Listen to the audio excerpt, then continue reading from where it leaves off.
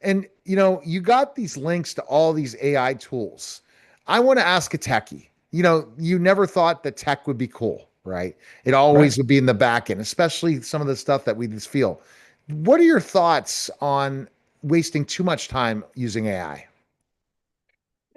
True. You need to learn somehow. It could be you just get stuck in this kind of a washing machine mentality where you just keep going round and round and round. And you need to really focus on a particular task. Like, all right, I want to learn this with AI and just go A to Z with it because I do that all the time where I kind of like, oh, hey, there's something cool over here. Let's change this. Let's do this.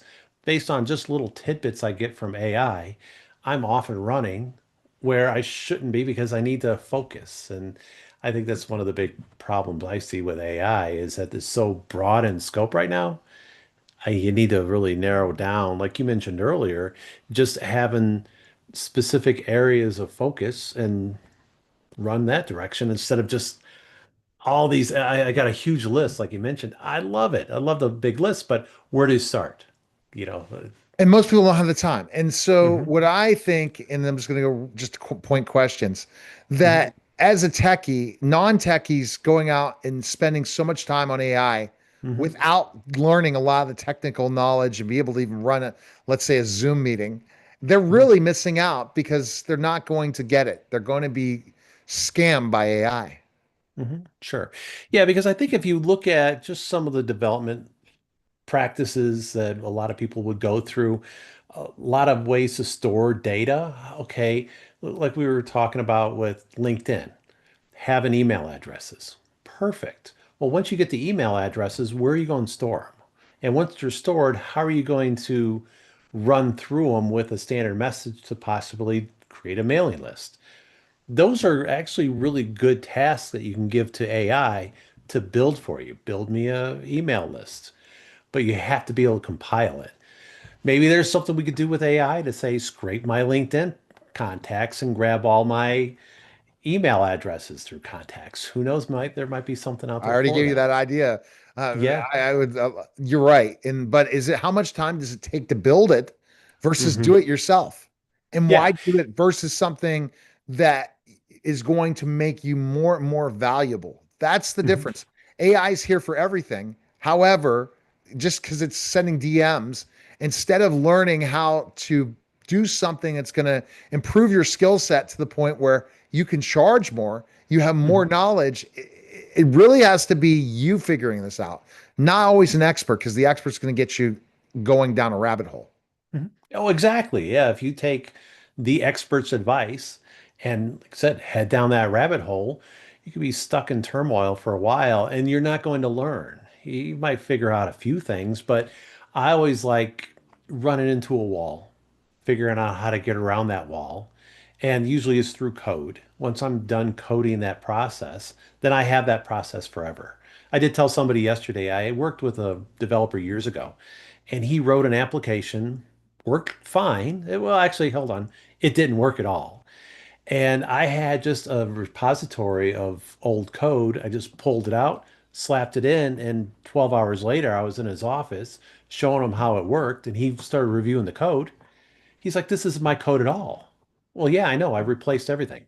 This is out of my toolbox.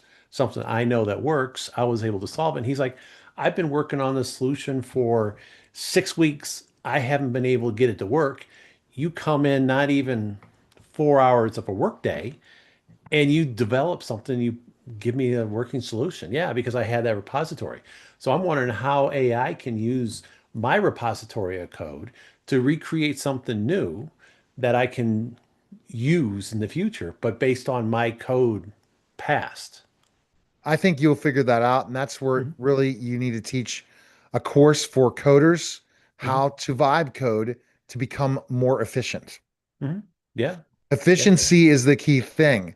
If it's in your wheelhouse, it's going to help improve you. So when you use AI, is it helping me become richer? Is it There helping you go. me? Is it increasing the number of my hourly rate or point of sale? If Mhm, you're doing things that all it is replacing somebody for $10 an hour, Mhm. you're missing out because it's not the best thing, right, Pat?